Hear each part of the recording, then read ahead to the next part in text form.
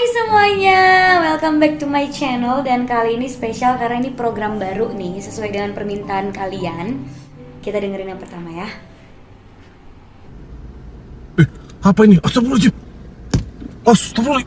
Wih, kurang ajar ini. Kimbi ini memang. Ajar kau ya. Ajar kau ya. Ajar kau. Apa ya? Aduh, ajar kau. Memang lontong kau ya. Kurang ajar kau. Apa maksud kau ngelempar-lempar kacaku? Awas kau kalau jumpa aku nanti kau ya. Mati kau nanti kubuat. Tengoklah. Kurang ajar kau. Woi, woi, kaku, woi, woi, kaku, woi, woi.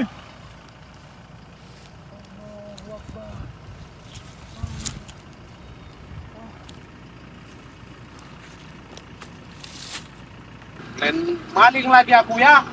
Rasakan itu. Apa aja Pak? Ya, ampun Pak. Ampun. Rasakan dan tahu pendek. Ampun Pak. Macam-macam pendek. Oke. Pertama, memang kita harus menerima kekurangan pasangan. Cuek itu kan merupakan satu kekurangan pasangan. Tapi bukan berarti semua kekurangan itu bisa kita terima mentah-mentah. Karena kan semua orang punya batas toleransi yang beda-beda.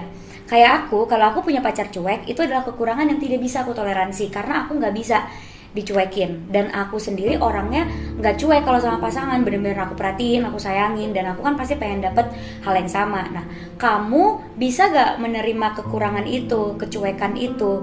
Kalau misalnya kamu gak bisa nerima, terus jadinya pacaran itu ngebatin, makan hati, menurut aku ngapain diterusin gitu, daripada kamu kepikiran kok pacar gue cuek, nggak peduli sama gue, sayang apa enggak sih.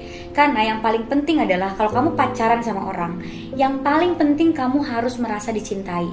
Kalau kamu punya status sama orang tapi kamu nggak merasa dicintai, bertanya-tanya tiap hari dia sayang nggak sih sama gue, dia sayang nggak sih sama gue, apa fungsinya pacaran? Pacaran itu kan untuk merasa dicintai dan diperhatiin, ditemenin. Terus aku mau ralat nih ya, kamu tidak jahat atau tidak yang kamu bilang itu kalau kamu meninggalkan pacar kamu untuk cowok lain. Karena selagi kamu belum nikah, kamu berhak mencari yang terbaik untuk kamu. Bayangin deh, kalau kamu nikah, semua orang itu kan mau nikahnya sekali seumur hidup. Bayangin kalau kamu nikah sama pacar kamu yang cuek nih, terus ternyata pas nikah dia gak berubah, dia tetap cuek. Kamu jadi gak bisa menerima kekurangan dia, kamu jadinya malah makan hati. Dan kamu akan makan hati seumur hidup kamu gitu, karena kamu nikah, apalagi kalau kamu gak mau pisah. Jadi kamu berhak memilih pasangan yang baik dan sesuai dengan ekspektasi kamu untuk dijadiin suami kamu. Karena itu nanti akan menjadi pasangan seumur hidup gitu kalau suami. Aku sih gak masalah dekat sama banyak orang untuk pilih-pilih mana yang cocok jadi suami aku, daripada aku dekat sama satu orang tapi gak cocok, aku paksain terus jadi suami aku makan hati tiap hari ngapain. Karena yang paling penting itu hidup harus bahagia dan harus merasa mencintai dan dicintai. Jangan mencintai doang tapi gak dicintai gitu. Jadi menurut aku, kalau kamu gak bisa menerima kekurangan dia, gak bisa menerima cueknya dia, dan ada cowok yang lebih baik buat kamu, mendingan kamu pikirin deh baik-baik, pikirin cowok itu gitu. Dan atau nggak gini, sebelum kamu ngambil keputusan, kamu jujur dulu sama pasangan kamu. Aku nggak suka sama sifat kamu yang cuek. Kalau misalnya pacar kamu mau berubah atau mau sedikit demi sedikit menyesuaikan kamu, karena namanya hubungan itu kan gimana kita bisa saling menyesuaikan. Ya udah, kamu coba dulu. Tapi kalau dia nggak bisa menyesuaikan, dia nggak mau usaha, it's your call untuk tinggalin dan memilih yang lebih baik. Karena kita semua pantas mendapatkan pasangan yang cocok sama kita. Dia pantas mendapatkan cewek yang lebih baik, kamu pantas mendapatkan cowok yang lebih baik. Seperti itu. Jadi kita gak jahat kok kalau kita tuh memutuskan suatu hubungan untuk orang lain. Lebih jahat lagi kalau kita gak memutuskan suatu hubungan tapi kita menjalin hubungan sama orang lain, jatuhnya kan selingkuh kan, itu lebih jahat lagi. Jadi mendingan kalau emang harus diakhiri, akhiri aja gitu. Next, kayak gue pakar cinta gitu ya, pacaran baru 2 kali padahal tapi gue kayak pakar cinta gitu. Tapi memang orang yang jago menasihati cinta itu yang sebenarnya gagal mulu. Next. Mau ngapain lagi anak itu? Memang lontong anak ini.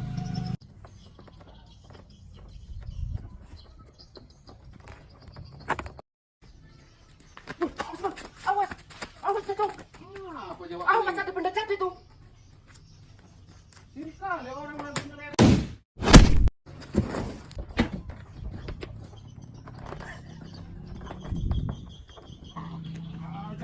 Siap. Oh, belum kau main pelakunya ya. Orang ajar kau.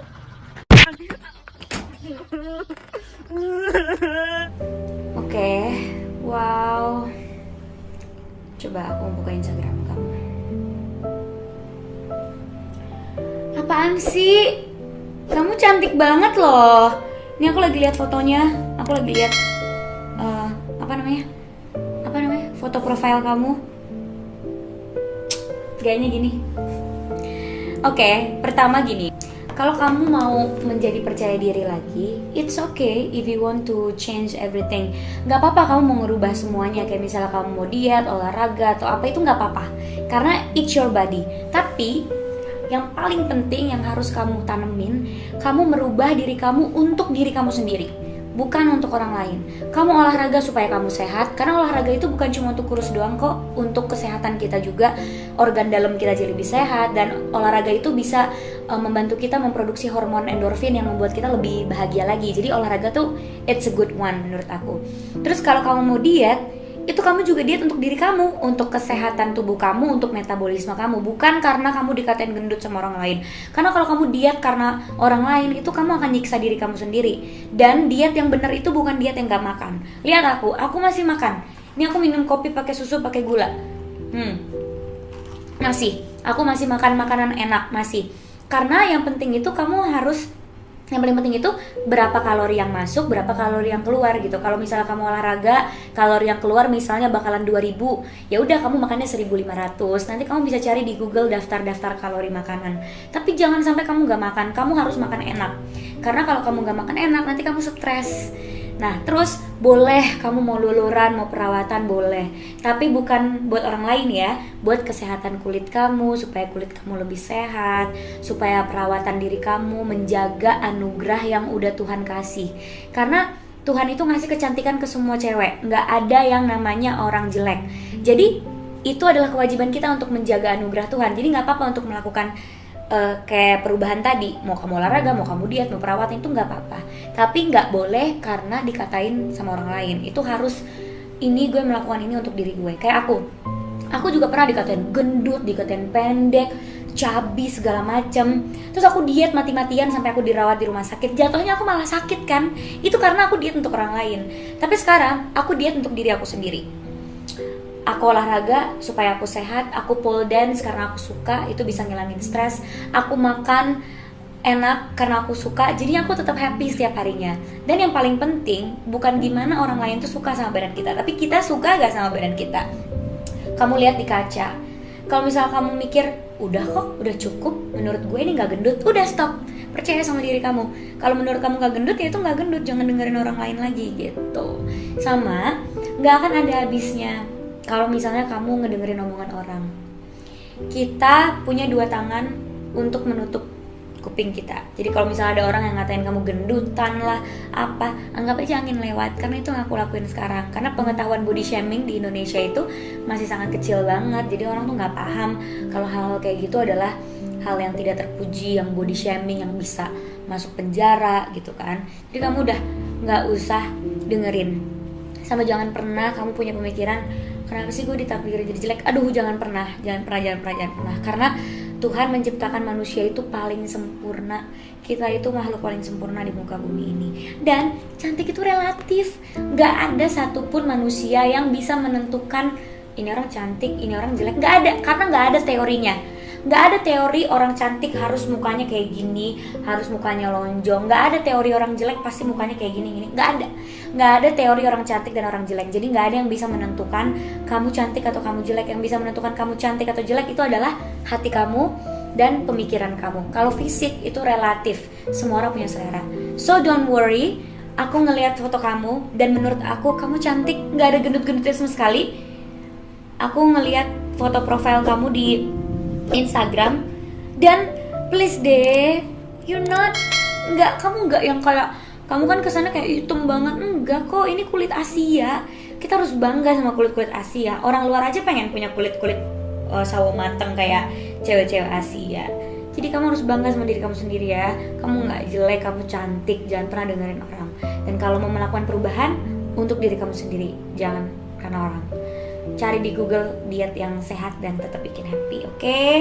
Jangan sedih lagi ya. Tapi aku tahu sih rasanya, aku juga dulu dikata-katain gendut lah, dikata-katain mukanya kayak bapau gitu-gitu. Alah, biarin aja. Lihat deh, Selena Gomez aja mukanya cabi tapi lucu gitu kan. Nggak semua orang cantik itu harus tirus atau harus kurus.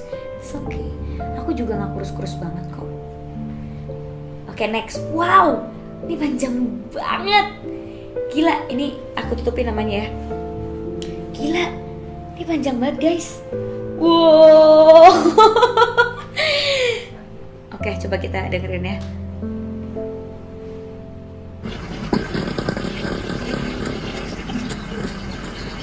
Pengen. Ngapain kau foto di mobilku? Parah kali kau. Orang foto binatang bukan dikasih. Udah, kamu pikir. Kemana kau? Oh my god.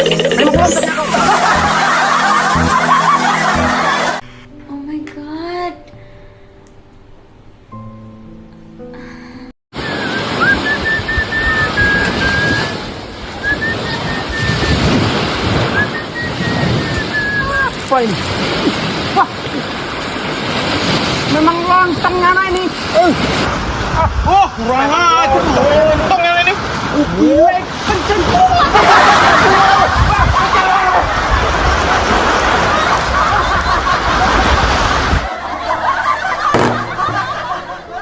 Sabar ya, aku minum dulu ya, aku emosi ini sumpah.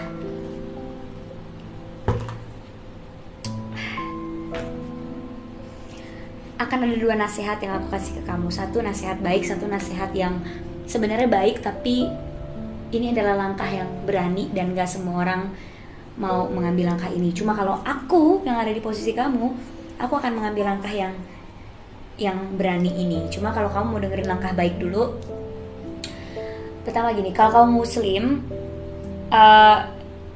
Tuhanlah yang ngebolak-balikin hati manusia. Ya muslim atau enggak sebenarnya sama aja sih, Tuhanlah yang ngebolak-balikin hati manusia, karena yang nyiptain hati manusia itu ya Tuhan gitu. Jadi satu-satunya jalan ya berdoa supaya dibalikin tuh hati suami kamu, untuk dia nggak kayak gitu lagi, untuk dia bisa menghargai kamu sebagai istri sah, istri yang cewek yang udah menjaga kesucian kamu sampai kamu nikah. Harusnya dia bisa menghargai itu, karena nggak semua orang itu bisa kayak gitu, nggak semua cewek bisa bertahan kayak gitu. Dan di situ adalah nilai plus kamu harus tahu kamu punya nilai plus gitu ya. Jadi ya langkah baiknya adalah kamu ibadah yang banyak, bener-bener kamu doain terus-terusan dia supaya hatinya tuh kebalik gitu. Yang muqallibal qulub, zat yang membolak-balikan hati, balikanlah hati suami aku supaya dia bisa baik, jadi suami yang baik, sadar, dapat hidayah, karena emang cuma Tuhan yang bisa nyadarin dia. Tapi aku juga punya nasihat yang berani, yang nggak semua orang bisa mengambil langkah ini gitu. Kalau aku sih aku bisa, kalau misalnya aku di posisi kamu, tapi ya Allah jangan sampai, ya Allah pengen dapet suami yang lurus-lurus aja. I'm not gonna stay. Aku nggak akan bertahan sih sama laki-laki kayak gitu. Sebenarnya dari awal aku nggak akan pernah mau nikah sama dia kalau misalnya dia udah berhubungan badan sama cewek lain, udah kasar. Aku nggak suka sama cowok yang kasar, karena cowok yang kasar itu cuma banci. Cowok yang kasar itu adalah cowok yang kasar itu adalah cowok yang pengecut, yang menggunakan kekuatan dia untuk nyiksa cewek, karena dia takut sebenarnya, dia tuh pengecut sebenarnya. Dan aku nggak akan pernah mau bertahan sama cowok kayak gitu. Jadi kalau aku sih nggak akan pernah bertahan. Aku sih nggak akan peduli. Kalau aku di posisi kamu ya, I think lebih happy jadi janda tapi tenang daripada jadi istri tapi tiap hari lo disiksa batin dan fisiknya gitu. Apalagi kalau dia masih kasar sampai sekarang, udah fisik sakit bonyok, hati juga sakit bonyok gara-gara ngelihat dia selingkuh, ngeliat dia kasar, ngeliat dia nggak sayang sama kita. Apalagi nikah itu kan harus sampai tua gitu loh. Jadi kalau kamu mau hidup menderita sampai tua, enggak kan? Tapi kamu gak usah ikutin saran aku yang ini kalau kamu nggak berani. Kalau kamu mikirin keluarga, takut, atau nggak beranilah, nggak bisa ambil resiko, itu nggak apa-apa banget karena setiap orang itu punya kemampuan yang beda-beda. Kalau aku sih, aku orangnya yang berani ambil resiko demi kebahagiaan aku sendiri gitu sekarang, karena menurut aku daripada aku main aman tapi aku nggak bahagia, ngapain. Tapi kalau kamu nggak berani ambil resiko, ya udah, satu-satunya cara adalah kamu berdoa sih. Itu cara yang paling ampuh banget. Karena oke, aku punya pengalaman juga. Ada satu orang, suaminya juga kayak gitu, tukang selingkuh, terus juga suka nyiksa dia. Tapi dia tuh sabar banget. Dia berdoa terus, dia sholat, dia kuat. Dan alhamdulillah suaminya sekarang berubah. Tapi itu perlu waktu bertahun-tahun. Itu kalau nggak salah suaminya itu berubah pas udah pernikahan mereka tuh 10 tahun. Jadi pernikahan mereka 10 tahun, suaminya akhirnya hijrah, akhirnya mereka berubah dan akhirnya suaminya berubah dan akhirnya mereka sekarang udah bahagia gitu. Cuma itu perlu waktu 10 tahun untuk merubahnya. Kamu kuat gak bertahan sampai selama itu? Cuma perubahan orang beda-beda, siapa tahu suami kamu dapat hidayah lebih cepat. Jadi ya itu, aku punya 2 saran. Saran baiknya kamu berdoa terus sama Tuhan, minta dibalikin hatinya supaya dia bisa lebih menghargai kamu. Dan kamu juga harus ingat, kamu itu punya nilai. Kamu menjaga kesucian kamu sampai nikah itu jarang banget cewek zaman sekarang. Jadi kamu itu punya nilai plus. Kamu jangan takut, Allah pasti bersama kamu. Dan punya trust issue yang terus curiga, terus cemburuan, itu wajar banget. Karena suami kamu kayak gitu. Kalau suami kamu baik sih gak akan ada perasaan kayak gitu. Dan satu-satunya cara adalah ya kamu nenangin diri, banyak-banyak meditasi. Mungkin kamu bisa olahraga yoga, karena yoga itu bisa ngosongin pikiran, bisa nenangin pikiran juga. Atau banyakin ngelakuin hal-hal positif. Misalnya kamu hobi masak, kamu banyak-banyakin masak. Kamu hobi olahraga, kamu banyak-banyakin olahraga. Jadi jangan diem di rumah dan takutnya nanti pikiran kamu tambah ruwet. Jadi itu sih saran dari aku, karena aku juga belum nikah. Cuma aku jujur sering juga dicurhatin sama ibu-ibu rumah tangga, dan aku tahu banget masalah-masalah kayak gini. Jangan pernah terima ya kalau dikasarin sama suami kamu. Kalau kamu udah dikasarin yang keterlaluan, lapor polisi. Karena gak bisa. Kalau kamu bonyok, kenapa-kenapa, janin kamu kenapa-kenapa, kamunya kenapa-kenapa, itu ruginya akan belakangan. Jadi hargai diri kamu sendiri dan cintai diri kamu sendiri. Thank you. Next, aduh, deg-degan nih gue kalau misalnya masalahnya begini-begini. Ya Allah, berat-berat banget sih. Ya Allah, sabar ya, aku doain kamu cepet kelar masalahnya. Aku jadi kepikiran. Ya Allah, aku balas dulu deh chat kamu. Takut aku jadinya, takut kamu kenapa-kenapa. Jangan mau ya dipukulin. Oke, next. Aduh, semoga gak berat banget ya ini ya. Oke. Apa lagi nih ya Allah, kalau lewat sini ya Allah, rasaku kayak macam lewat di neraka loh. Apa bayar apa bang? Lewat sini harus bayar, gak bisa nggak bayar. Ku tengok abang lempang aja, ku tengok. Berapa pula itu? 50 nggak bisa. Aduh. Sama siapa ini ku kasih? Sama abang apa sama abang? Sini, Aku bosnya. aku bocah. Aku bocah. Kau Yang mana yang betul ini? Aku bosnya.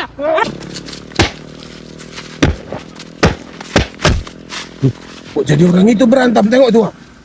Waduh. Udah pergi aja lagi dah ya.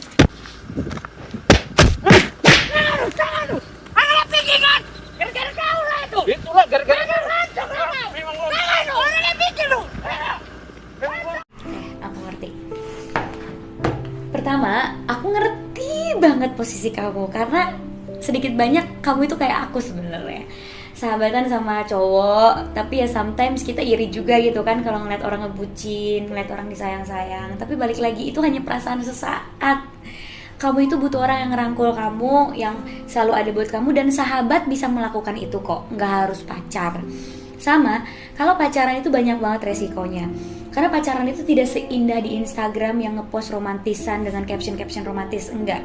Pacaran itu benar-benar kamu harus berkomitmen, kamu kayak punya kewajiban gitu untuk ngabisin waktu sama dia, ngeluangin waktu untuk dia, nurutin apa mau dia, bertoleransi. Kalau kamu nggak siap sama itu semua, mendingan jangan. Karena untuk nemuin orang yang bisa ngerangkul kamu, ada buat kamu, itu nggak perlu pacar. Dan kalau emang kamu nggak siap sama resiko-resiko berpacaran, mendingan jangan. Karena kalau putus tuh sayang banget. Karena biasanya mantan tuh kalau udah putus ya nggak bisa jadi temen 100%. Palingan ya jadi temen tapi untuk say hi doang, tapi nggak bisa jadi temen deket lagi, kan sayang ya.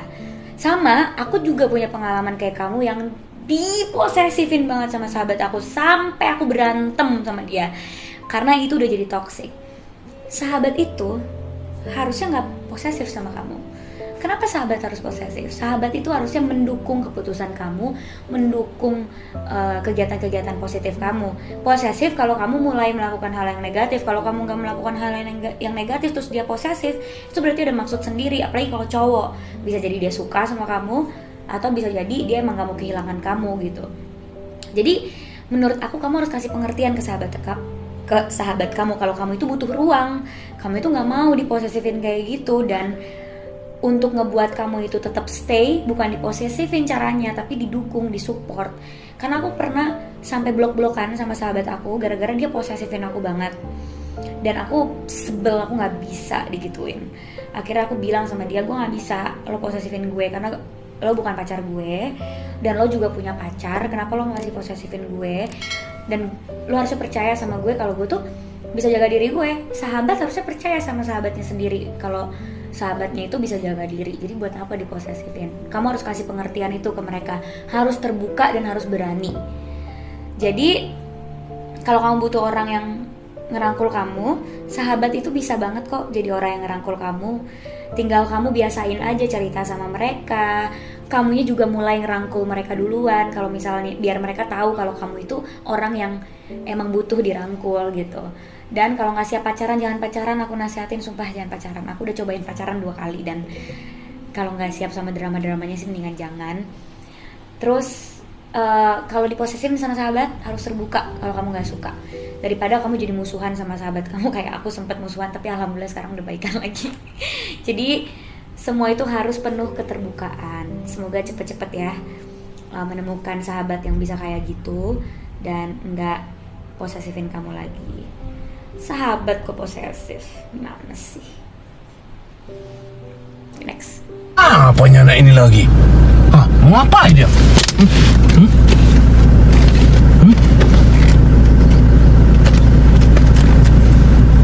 Pergi ke ini.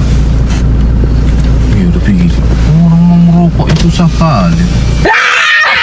Apanya? Kau, ku tengok kacanya ku tutup-tutup. Ya kenapa rupanya mobil-mobilku kok? Aku mau nengok dulu. Apa? Woi, apanya? Apa? Orang kaya, tas kosong. Aku mau nyari jajan nih.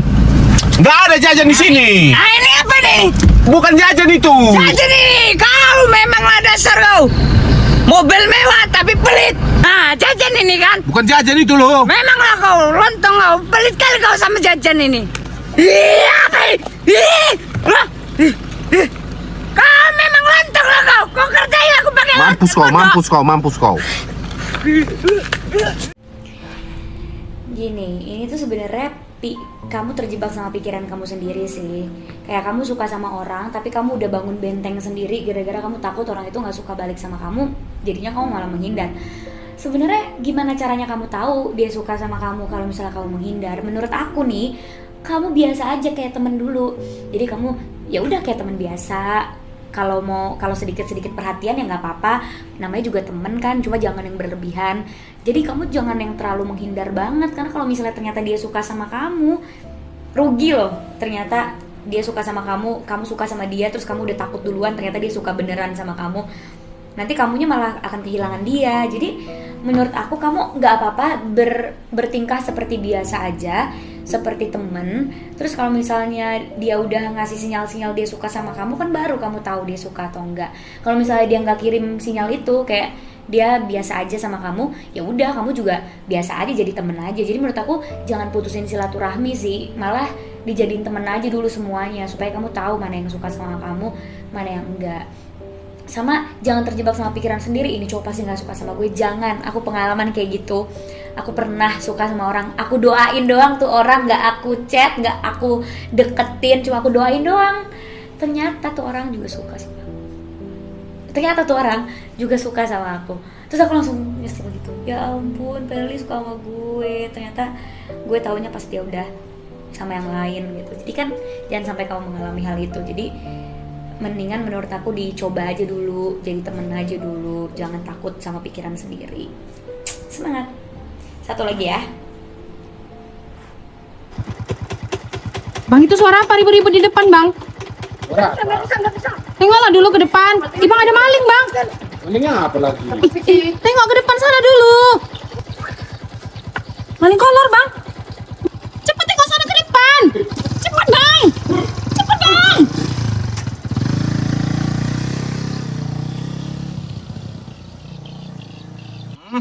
Rasakan ini. Aduh.